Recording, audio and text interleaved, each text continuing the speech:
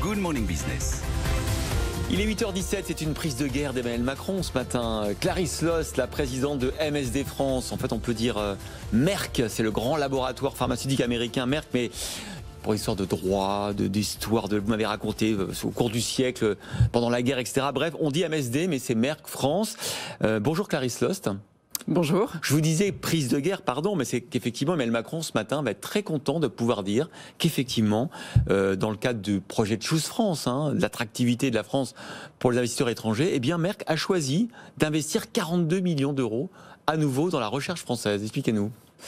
Alors c'est vrai qu'on a un laboratoire d'innovation, un laboratoire américain, mais vraiment dans la recherche, et très impliqué en recherche, en France également, au travers de la recherche clinique, mais aussi au travers de ce fonds MSD Avenir, un fonds de soutien à la recherche publique, qui a été créé il y a 5 ans avec 75 millions d'investissements.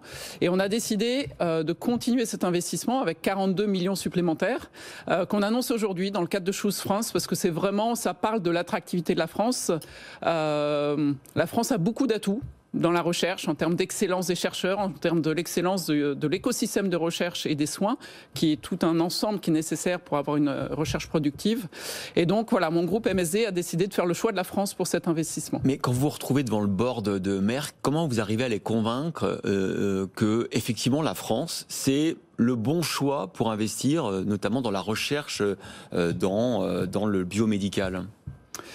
Qu'est-ce que vous leur dites au board ? Alors, qu'est-ce qu'on leur dit ? Tout simplement, je pense que nos équipes de recherche déjà connaissent beaucoup de chercheurs en France, et c'est tout un... On stimule des discussions, des échanges, des partages, et c'est quelque chose que nos chercheurs dans le groupe regardent en continu, de regarder la qualité des publications, des chercheurs, des travaux, des efforts ambitieux, et c'est tout ça qu'ils regardent. Et donc, quand ils ont effectivement des investissements à faire, alors il y en a d'autres dans d'autres pays, mais sous ce format-là, sous ce format-là, c'est clairement unique dans notre groupe d'un fonds de dotation pour soutenir la recherche publique. Alors il y a eu cette première phase, on pourrait dire expérimentation peut-être. Vous avez tout dépensé sur les 75 millions d'euros de la première phase ? Tout est investi au travers de projets, alors qui continuent sur plusieurs années, parce que je pense que c'est ça qui est important à retenir sur ce fonds. Aujourd'hui, il y a 61 projets qui ont été soutenus, 170 chercheurs. Il y a déjà plus de 70 publications, des brevets, 8 brevets. Donc c'est déjà une réussite, ce qui nous permet de dire on continue, parce qu'au vu de l'ampleur, de l'ambition des projets, on a envie de continuer de soutenir plus de projets. Alors comment ça se passe quand on investit dans la recherche publique ? Est-ce qu'on a un droit ensuite d'utiliser les inventions pour développer par exemple une biotech, une start-up qui se baserait sur un projet, ou est-ce que ça ne vous donne aucun droit particulier ? C'est une bonne question. Alors, c'est en totale indépendance. Les chercheurs ont une totale indépendance dans leur recherche. On les soutient. La seule chose qu'on a, c'est un droit de premier regard. Si jamais leur découverte aboutit à un brevet et potentiellement une start-up, on a le droit de regarder en premier est-ce que ça nous intéresse, si jamais c'est de la thérapeutique. C'est la seule chose. Voilà. Et dans ces cas-là, ça enchaînerait d'autres partenariats et d'autres formes d'investissement.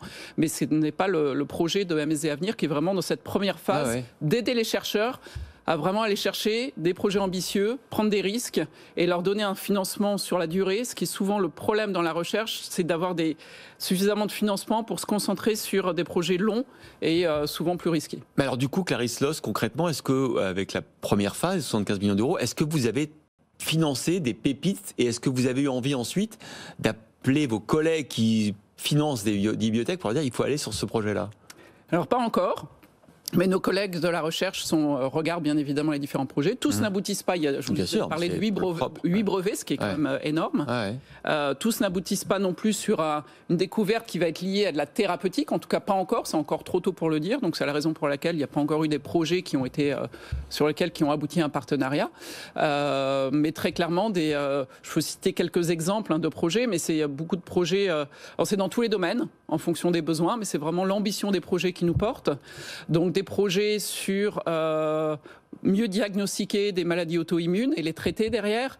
Dans le cancer, avec beaucoup d'intelligence artificielle aussi, des projets qui vont venir aider à mieux diagnostiquer des cancers assez rares. D'autres sur la greffe et savoir prédire si on va accepter ou rejeter le greffon, et donc de mieux prédire les thérapeutiques à mettre en place. Donc voilà, c'est ce type de projets extrêmement ambitieux qui sont aujourd'hui soutenus par MSD Avenir. Alors comme vous, comme Merck, on soutient beaucoup ici et on se fait l'écho des belles réussites des biotech françaises dans plein de domaines, les pompes cardiaques, l'immunothérapie, plein d'autres choses. Mais quand même, on est un peu déçus cette année par évidemment le traitement anti-Covid, les vaccins. On n'a pas été trop au rendez-vous. Les biotech de l'ARN messager ne sont pas françaises, même si le patron de Moderna est français. Bref, est-ce que on a un petit retard français dans les vaccins alors qu'on est quand même le pays de Pasteur? Qu'est-ce qui se passe? Alors, je ne pense pas qu'il y ait... Vous savez, la recherche, c'est extrêmement complexe. Donc, il y a différentes pistes. Là, on voit que les vaccins ARN étaient une piste prometteuse. C'est tout lié à la aléa et la complexité de la recherche. Donc, je ne pense pas que c'est une histoire de retard, c'est une histoire de choix qui sont faits. Et si ça n'a pas fonctionné le plus rapidement cette fois-ci, ce le sera la prochaine fois. Donc, je ne pense pas que ce soit une histoire de retard. C'est vraiment, pour moi, des choix qui sont faits dans certains domaines. D'ailleurs, j'aurais pu poser la même question sur Merck. On attend le vaccin Merck et MSD pour la France, mais le groupe Merck, et on n'a pas de vaccin. Alors on est très mobilisé, très engagé dans la recherche sur le Covid, puisqu'on est un laboratoire très présent en vaccin et aussi en infectiologie, dans tous les traitements, dans le VIH, dans l'hépatite C. Donc c'est engagé très fortement. Donc on a 2 projets de vaccins, on le sait depuis le départ, qui vont être plus tardifs. Parce qu'ils ne sont pas à base d'ARN messager notamment. Ils ne sont pas ARN messager exactement, donc assez complexes. Après, un peu comme Sanofi. Un peu comme Sanofi. Sur des vecteurs, on a fait le choix d'aller sur nos forces de vecteurs qu'on connaissait. Notamment le vaccin rougeole, issu d'une technologie de l'Institut Pasteur, et un autre qu'on utilise dans notre vaccin Ebola. Donc on a développé. Mais on sait depuis le départ qu'ils vont être plus tardifs. Ceci dit, mieux vaut tard que jamais, parce qu'on va avoir besoin beaucoup de vaccins, surtout si l'épidémie se répète d'année en année. Et donc on aura besoin sans doute de technologies de vaccins éprouvées qui permettent de produire à grande échelle, ce qui n'est pas le cas malheureusement, on le voit chaque jour. Alors je pense on peut déjà se réjouir d'avoir des vaccins qui marchent et qui sont là. Il va falloir effectivement, on parle beaucoup de la production, mais c'est vrai que c'est complexe. On peut aussi parler de thérapeutique, parce que dans la phase de pandémie, ce qui est important, on voit que les vaccins vont nous aider à éliminer et à combattre cette maladie. Mais ce qu'il faut aussi en parallèle, c'est de pouvoir traiter les patients qui contractent le virus et qui ont des formes sévères. Et donc là-dessus, on est aussi également investi très fortement avec 2 produits qui sont en développement et sur lesquels on est assez enthousiaste. Qu'est-ce que c'est comme produits anti-inflammatoires, des antiviraux? Ah, parce qu'on n'a pas encore d'antiviraux. On entend les médecins qui nous disent qu'on commence à trouver des médicaments anciens qui sont plus ou moins adaptés à traiter certains symptômes, mais on n'a pas encore d'antiviraux. Alors, on en a un qui a pour promesse, je parle de promesse parce que tant qu'on n'a pas les résultats finaux, en phase 3, on est en phase 3 sur l'un et enfin on passe en phase 3 sur un deuxième. Un qui est en forme orale, donc ça c'est extrêmement intéressant puisque permettrait de traiter, en termes de production c'est plus facile et ça permettrait de traiter un très grand nombre de patients. Les résultats pourrait être pris au début des symptômes légers à la maison, ça c'est la promesse. Donc ça permettrait de diminuer la charge virale très vite et d'éviter des hospitalisations. Et le deuxième traitement qui est sur des formes sévères, modérées à sévères à l'hôpital en forme injectable, résultat de phase 3 intérimaire, c'est 50% de diminution de la mortalité. D'accord. Voilà, donc c'est 2 promesses fortes. On attend incessamment sous peu dans le premier trimestre les résultats pour accélérer si tout va bien. Selon vous, quels sont maintenant que vous regardez avec attention la recherche française en matière de biotechnologie, quelles sont les forces de la France par rapport à ce que vous voyez sur les autres continents avec votre groupe? Est-ce qu'il y a des domaines d'investigation que chez MSD vous avez identifiés? J'ai envie de dire, il y a beaucoup de domaines dans lesquels on a des grandes forces. On peut regarder en cancérologie, en infectiologie, vous parliez du pays de Pasteur, mais c'est vrai que ça reste un domaine fort de recherche. Mais aussi dans d'autres secteurs, en neurologie, je vous parlais des greffons. Il y a des chercheurs extraordinaires. Et la force de la France, c'est aussi d'avoir, parce qu'un chercheur ne peut pas travailler en isolation, il a besoin du monde clinique autour, il a besoin des patients, des cliniciens, pour comprendre. Et c'est l'ensemble d'un écosystème qui est important. Et je pense qu'on a cette force d'avoir la qualité des chercheurs chercheurs, de la recherche, des études, mais aussi un système de soins et tout un écosystème sur la recherche et les soins qui... Autour de l'hôpital et des universités notamment. Exactement, exactement. Et ça, c'est une vraie force pour la France sur laquelle on peut capitaliser. Et le fait de ce partenariat public-privé, quelque part, que vous avez initié avec ce fonds qui investit dans les labos de recherche publics, parce qu'on dit souvent qu'il y a des inerties, la bureaucratie, la lenteur, est-ce que ça progresse ?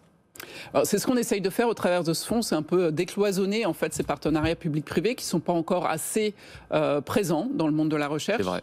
Et pourtant on le voit sur le Covid. On voit que toute la force, il n'y a pas le public et le privé d'un côté, il y a le public, il y a les startups, il y a les gros laboratoires, tout le monde a un on a vu avec les RN messagers, tout est parti des labos publics et des génies qui ont été... biotech, plus de grands laboratoires pour réussir à en faire quelque chose à une taille industrielle. Et on a besoin de cette synergie. Et c'est aussi une des façons de faire au travers de ce fonds, de pouvoir décloisonner et montrer l'apport du privé dans l'ensemble de l'écosystème. Merci Clarisse Loss, présidente de MSD France, le groupe américain Merck, d'avoir choisi la France une nouvelle fois avec cet investissement de 42 millions d'euros dans la recherche de la santé en France.